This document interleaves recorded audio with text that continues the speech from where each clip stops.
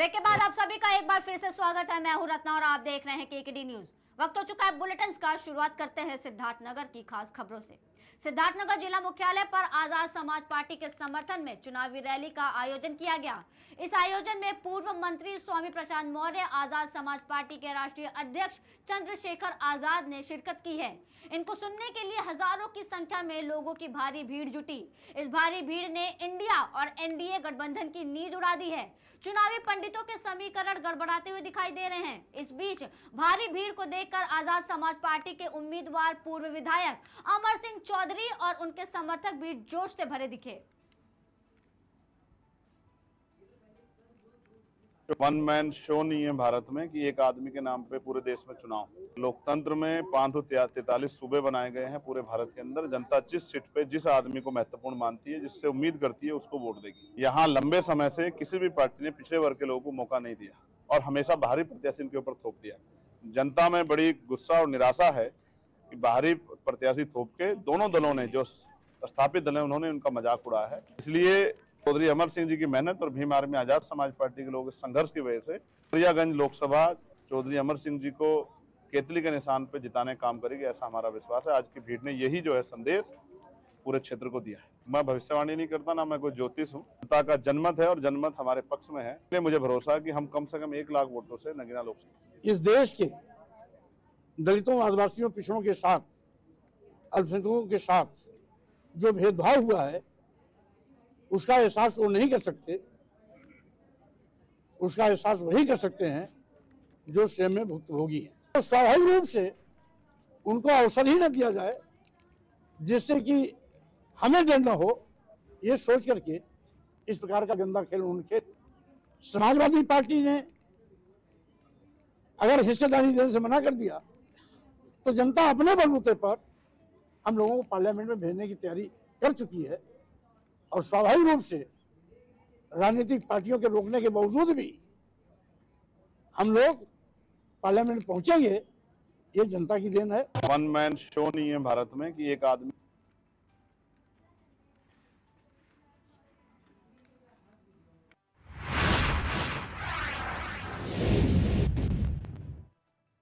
लखनऊ से है, जहां त्रिविधि पावनी वैशाख बुद्ध पूर्णिमा की पूर्व संध्या पर बुद्ध नमामि धम्म ध्वज यात्रा संस्थान भारत के तत्वाधान में बड़े ही हर्षोल्लास के साथ बुद्ध जयंती समारोह का आयोजन किया गया।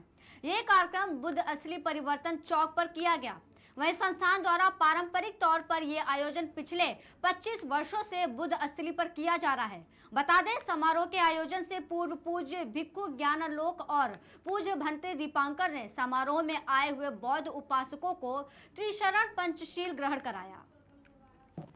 बौद्ध धर्म में जो है वो सबसे महत्वपूर्ण आज का दिन है, जो पूर्णिमा है, क्योंकि इसमें बुद्ध ने इसी पूर्णिमा में जन्म लिया, इसी पूर्णिमा में ज्ञान प्राप्त किया और इसी पूर्णिमा में परिनिर्वाण हुआ। जो आज कष्ट में है वो बुद्ध के रास्ते पे ही चल के जो है संसार सुधर सकता है। और आप तुलना कर लीजिए, जिन देशों में बौद्ध धर्म है वहाँ की तुलना और अपने देश की तुलना कर सकते हैं। भगवान बुद्ध की त्रिविध पावनी पूर्णिमा है, जो कि 23 तारीख को मनाई जाएगी। उसकी पूर्व संध्या पर हम लोग ये पिछले 25 वर्षों से धम्म यात्रा निकालते हैं और जिसमें भगवान बुद्ध के तीनों चित्रों का जो है वर्णन किया गया है।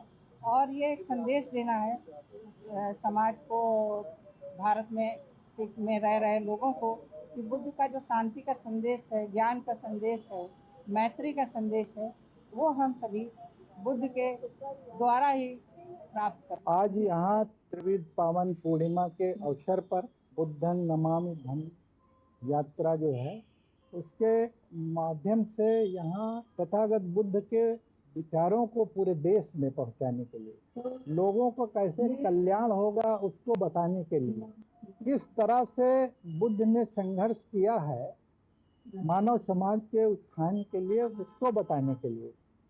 इस प्रकार से यहाँ अभी आपने देखा कि एक धम्म यात्रा निकाली गई और उस धम्म यात्रा में पूरा चक्र लगाया गया, जिससे देश के अपने उन विचारों को पहुंचा सके अपने बुद्धिजीवी साथियों को, जिनके माध्यम से ऐसे कार्यक्रम किए जा रहे हैं। कल बड़ा भव्य कार्यक्रम होगा, उन कार्यक्रमों में भी हम सम्मिलित होंगे।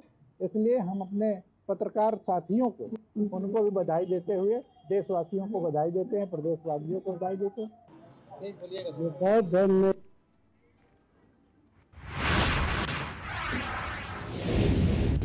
खबर बहराइच से है, जहां मोहरबा में स्वास्थ्य सुविधा उपलब्ध कराने के लिए उप स्वास्थ्य केंद्र, आरोग्य केंद्र, हेल्थ एंड वेलनेस सेंटर खोले गए और सांसद बहराइच अक्षयवर लाल गौड़ के द्वारा उद्घाटन भी किया गया। लेकिन इन स्वास्थ्य सुविधाओं का लाभ लोगों को अस्पताल बनने से अब तक नहीं मिल पाया, जिस कारण से स्वास्थ्य विभाग जाग जाओ का नारा लगाते हुए अस्पताल के द्वार पर प्रदर्शन किया गया। ऐसे में लोगों को इलाज के लिए प्राइवेट अस्पतालों में जाना पड़ रहा है। इससे लोग परेशान हैं। डिलीवरी और ओपीडी किसी प्रकार की सुविधा का लाभ लोगों को नहीं मिल पा रहा है।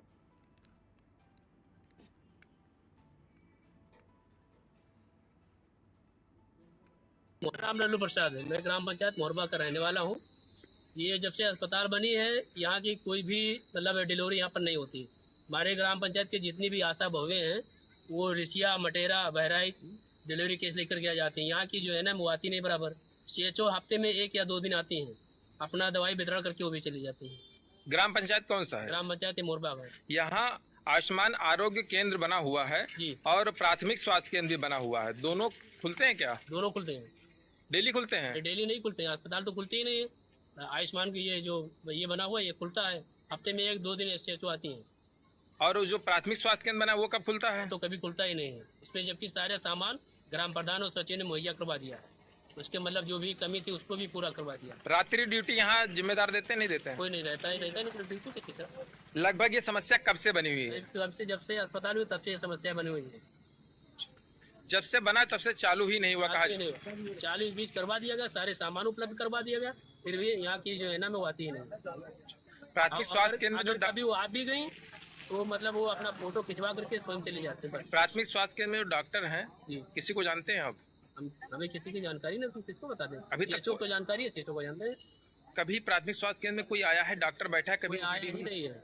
क्या नाम है चाचा आपका? राम कुमार। क्या है अस्पताल की व्यवस्था, क्या है यहाँ पर? यहाँ तो यही बात है साहब, क्या यहाँ कोई आवते नहीं है, जो ना जो कोई अगर हैरान है या बीमार है या तो डिलीवरी के तो कोई जो ना यहाँ ना साधन मिले ना कुछ मिले। कहाँ लेके जाओ? जब रुपया हो तब वहाँ पर लेके जाओ। प्राथमिक स्वास्थ्य केंद्र बने हुए हैं। जब बन गवा है तो कहे ना यहाँ पर, यहाँ से 2 किलोमीटर की दूरी पर बहुत सारे प्राइवेट हॉस्पिटल चलते हैं। हाँ चलो। नाम लल्लू प्रसाद है। मैं ग्राम पंचायत मोरबा का रहने वाला हूँ।